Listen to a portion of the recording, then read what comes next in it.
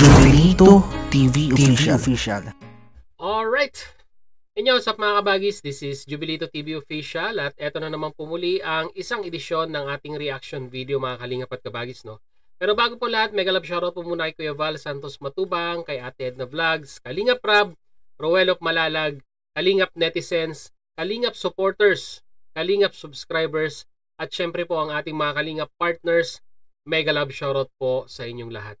So ito na nga mga kalingap at kabagis, no? Bago po natin simulan ang ating reaction video for today patungkol po dito sa nanay ni Just Ivan, ay sasamantalahin ko po muna ang pagkakataon para po i-promote mga kalingap at kabagis ang ating mga ambassadors ng mga landing pads na sila Ambassador J. Morelo Vlog, Ambassador Rhea Olarte, at si Ambassador Kalingap Jose mga kalingap at kabagis, no? Naway mapasyalan po sana natin ang kanilang mga YouTube channel at masuportahan din po ang kanilang mga pag-charity dahil alam naman po natin na extension po ito ng programa po ni Kuya Val Santos Matubang. Once again mga kalingap at kabagay, suportahan po natin ang mga Kalingap Landing Pads Ambassadors, Pastor J. Morelo Vlogs, Rhea Olarte, at si Kalingap Jose. So ayun na nga mga kalingap at kabagis, no?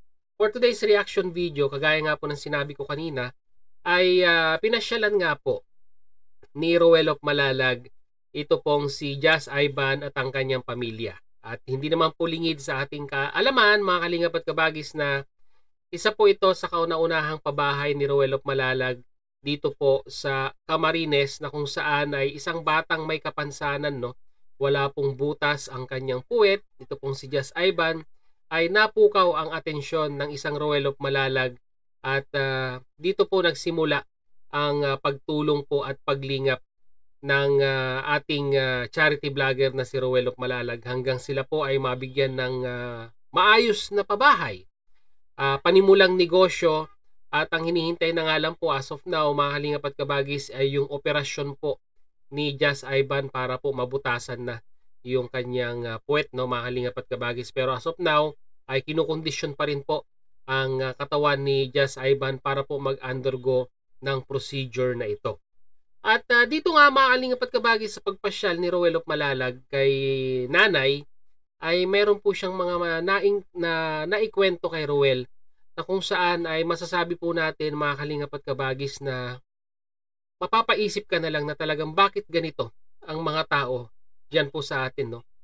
Dito lang po ba sa Pilipinas ito? Only in the Philippines po ba mga kalingap at kabagis, or sa ibang parte po ng mundo ay meron pong mga ganitong klase ng attitude?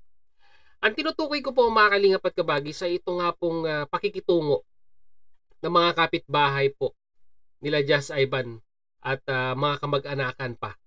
Sad to say mga kalingap at kabagis, na kung saan ay simula nga daw po nung nagkatindahan ang pamilya nila Just Ivan, no, ay parang bigla pong tumabang ang pakikitungo ng mga kapitbahay at kamag-anakan po nitong pamilya po ni Just Ivan. So ano po kaya ang naipayo ni Roelop Malalag kay nanay? And at the same time po ay sino-sino po kaya itong mga individual na ito na tumatabang ang pakikitungo, at ano po kaya ang dahilan mga kalingap at kabagis kung bakit po sila natatabangan dito po sa pakikitungo sa pamilya nila Just Ivan. So without further ado mga kalingap at kabagis, syempre po simulan na po natin ang ating reaction videos. Narito po yun. Ba nasa school? Grabe. Yan po mga kalingap, nakabalik po tayo dito.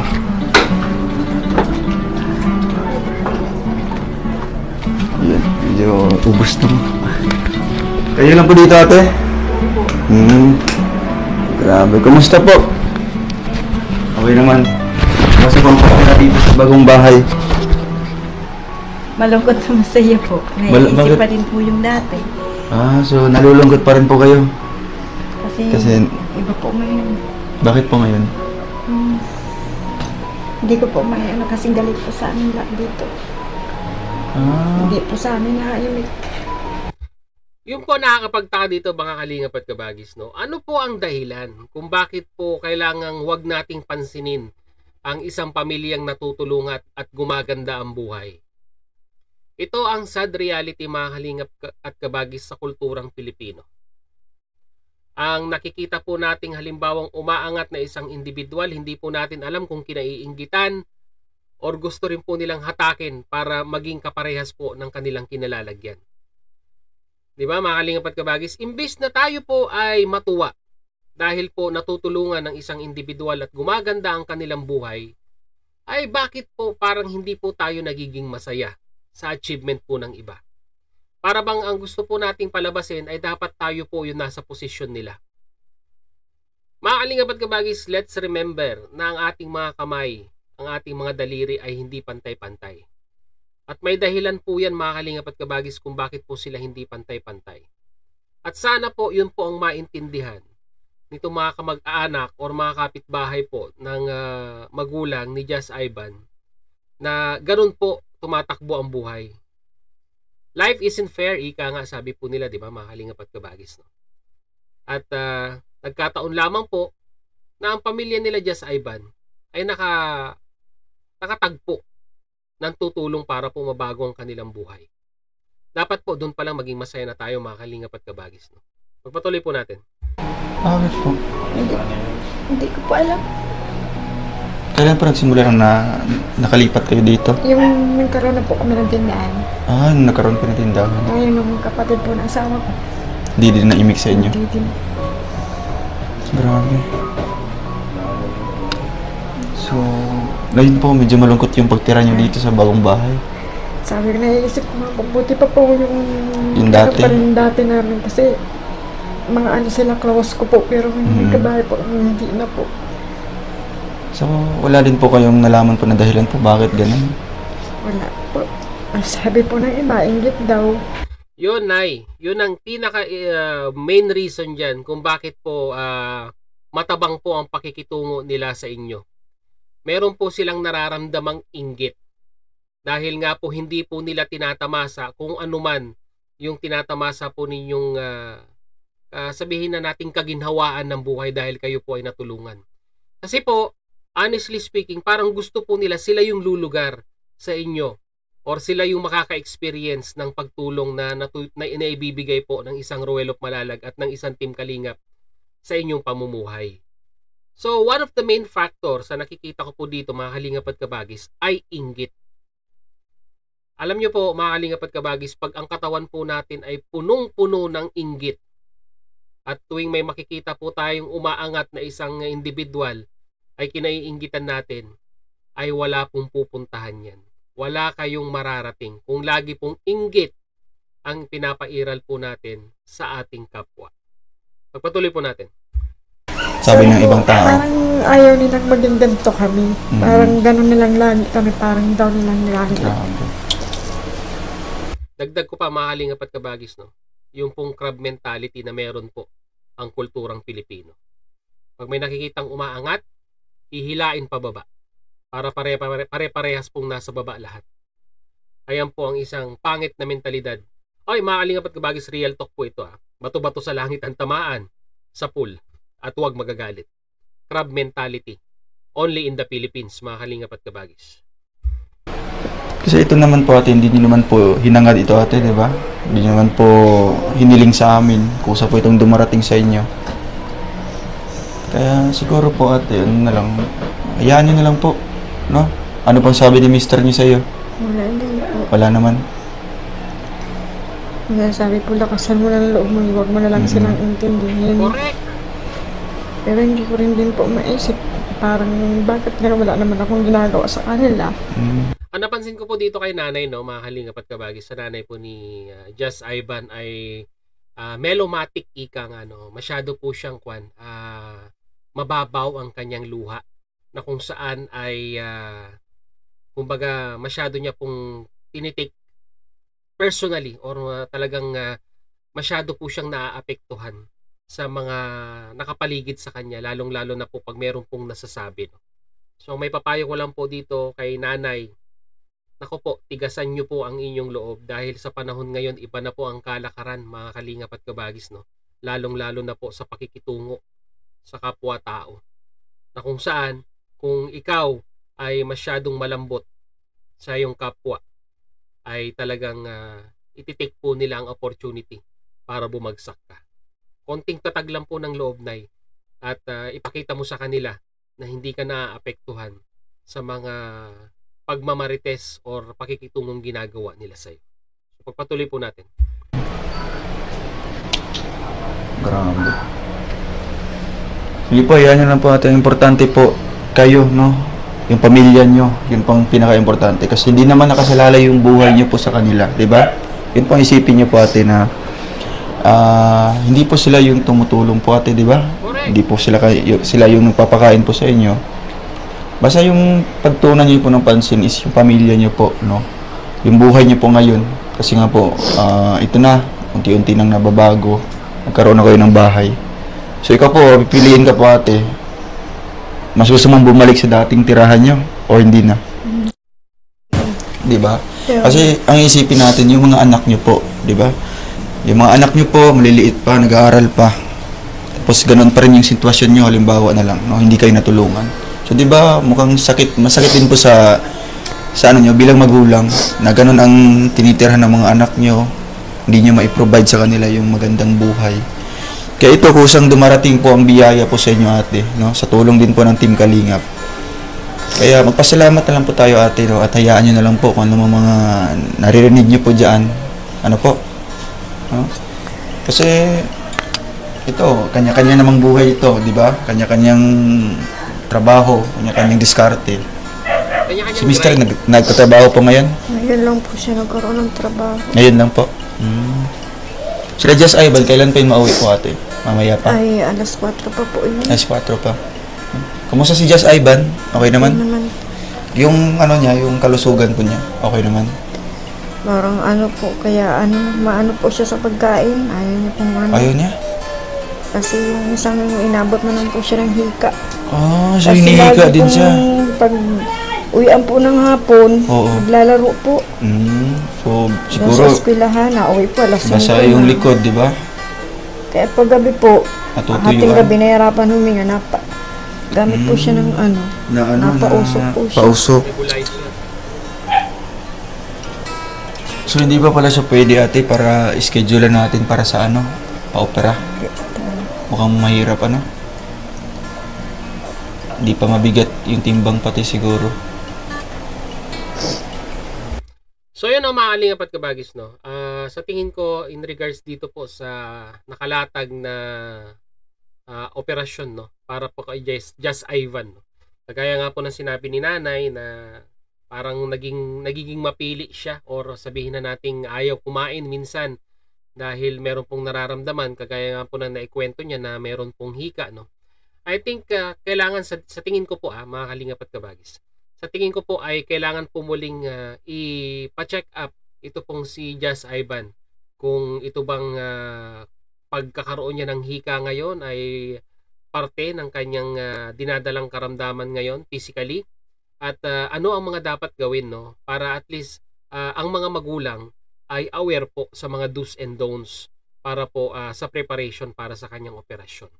Kung sinabi po ng doktor na bawal itong mga activities na ito, ay kailangan po ma-monitor ng mga magulang para po maiwasan, at sa lalong madaling panahon ay may sakatuparan na po yung plano nga po nilang operasyon para dito po kay Just Ivan. And second thing mga kalingap at kabagis, no, in regards dito po sa kanilang munting kabuhayan, no, dahil po dito po sa video ito ay may kakuntian na po yung laman ng tindahan na kung saan ay hindi po nare-replenish mga kalingap at kabagis, no. So hindi naman po natin sila masisisi dahil yung kinikita rin naman po nila sa tindahan ay halos nagagamit din po nila sa kanilang pang-araw-araw na gastusin. Wala pong problema yun. Kaya nga po tayo nagtindahan, kaya po tayo nagsari-sari store para sa kahit paanong paraan ay may tawid po natin yung pang-araw-araw nating gastusin. Pero sa nakikinig ako mga kalingap at kabagis, ang may bibigay kong advice dito ay si nanay mag-concentrate na lang sa mga basic na paninda na kung saan yun po yung laging hinahanap ng tao. Ano po ba yung mga kalingap at kabagis, no? Mga basic condiments sa kusina katulad ng mantika, itlog, ayan po, asukal, kape, bigas mga kalingap at kabagis, no? Kahit yun lang ang paninda mo, araw-araw may bibili at may bibili sa'yo. Tapos mga dilata. Hindi lahat ng klase ng dilata mga kalingap at kabagis ang tinutukoy ko. Let's say sardinas, corned beef, Ayan, century tuna. Ayan, mga basic na lagi pong hinahanap ng ating mga kababayan dyan sa Pilipinas, no? Na lagi po nilang prepared na bilhin. At sa soft drinks, mga kalingap at kabagis, ay kailangan mamumuhunan ka pa sa pampalamig niyan, katulad po ng freezer o ng refrigerator, na dagdag pa rin po sa computation ng kuryente natin. Ay kung mapapaikot lang naman ng maayos at may mababantayan ng maayos yung tubo sa soft drinks, ay okay din, mga kalingap at kabagis, dahil ayan din po ang isa sa mga madalas na hanapin sa tindahan. So I think dito na lang mag-concentrate si nanay, no. Wag na sa mga wag na sa mga junk food, dahil lang yan aesthetic lang po yan ng tindahan. Kumbaga lang, pambungad lang sa tindahan para magmukhang marami po yung laman. Pero ang tubo po diyan, mga kalingap at kabagis, ay hindi naman po doon kalakihan. Kaya for me, Nay, kung mapanood mo ito, Roel, kung mapanood mo ito, ay i-suggest mo na lang kay nanay. At tama din naman yung naging suggestion mo na kung merong may tutulong sa pamilyang ito, ay ipuhunan na lamang sa tindahan, dahil doon din naman po nila halos kinukuha yung kanilang pang-araw-araw, no? Mag-concentrate sa mga basic, ika nga, na madalas hanapin. At makinig po tayo sa mga mamimili kung ano po yung araw-araw na hinahanap nila. Ilista natin at doon tayo mag-concentrate sa ngayon, mga kalingap at kabagis. Baka malay natin, mapalago po nila ang negosyong ito. At God knows, mga kalingap at kabagis, baka ito na ang sabihin na nating makakatulong para po sa pag-unlad ng pamilyang ito. So yun, mga kalingap at kabagis, no? Ang ganda ng advice ni Roel of Malalag kay nanay. Kumbaga words of encouragement, ika nga, na kung saan ay pinapatatag niya ang kanyang kalooban regarding nga po sa mga kapitbahay at kamag-anakang nanlamig ang pakikitungo sa kanila. So, kapit lang, Nay, at hayaan mo na sila, dahil kanya-kanyang grind po yan sa buhay, no? Hindi naman po pwedeng iaasa nila ang kanilang buhay sa ibang tao. Nagkataon lamang po ng inyong buhay ay nabago po ng isang Roel of Malalag at ng isang Team Kalingap. Bonus na po yun para sa inyo, Nay. So, yun, mga kalingap at kabagis, mag-comment po kayo sa ating comment section kung ano naman po ang inyong masasabi, opinion, reaction dito po sa naikwento nga pong tension, sabihin na nating tension sa mga kapitbahay at kamag-anakan. Nalulungkot kasi si nanay, mga kalingap at kabagis, no? Kailangan po talagang makarinig siya ng word of encouragement para mapangbuhayan ng loob, ika nga. Pag-usapan po natin yan, mga kalingap at kabagis, sa comment section kung ano po ang inyong masasabi. So ayun na nga, mga kalingap at kabagis, muli maraming salamat dahil sa dulo po ng ating reaction video ngayong araw na ito. Ay nasamahan niyo po muli si Jubilito TV Official. At muli po, nagpapaalala po ang inyong host. Sa mga hindi pa po nakasubscribe sa channel ni Kuya Val Santos Matubang, Ate Edna Vlogs, Kalinga Prab, Roel of Malalag, pakisuportahan at subscribe ang kanilang mga YouTube channel. And at the same time, muli po, naglalambing din po ang inyong host. Sa mga hindi pa po nakasubscribe sa channel ni Jubilito TV Official, ay pakihit naman po ang subscribe button at ang notification bell para maging updated pa po kayo sa mga darating nating reaction videos. At isama nyo na rin po ang ating Facebook page, mga kalingap at kabagis, na may title pong Paksa ng Buhay, Ating Gabay, na may banner pong kulay pula na may nakalagay din pong Jubilito TV Official. Kung kayo po ay mahilig sa Facebook, yung mga upload po natin sa YouTube ay ina-upload din po natin sa platform na yan pagkatapos po ng isang araw. So yun na, mga kalingap at kabagis, once again, this is Jubilito TV Official, proud member po ng Team Koos at ng Karepa Year 2024. As I always say, mga kalingap and kabagis, peace, God first. God bless po. Bye-bye!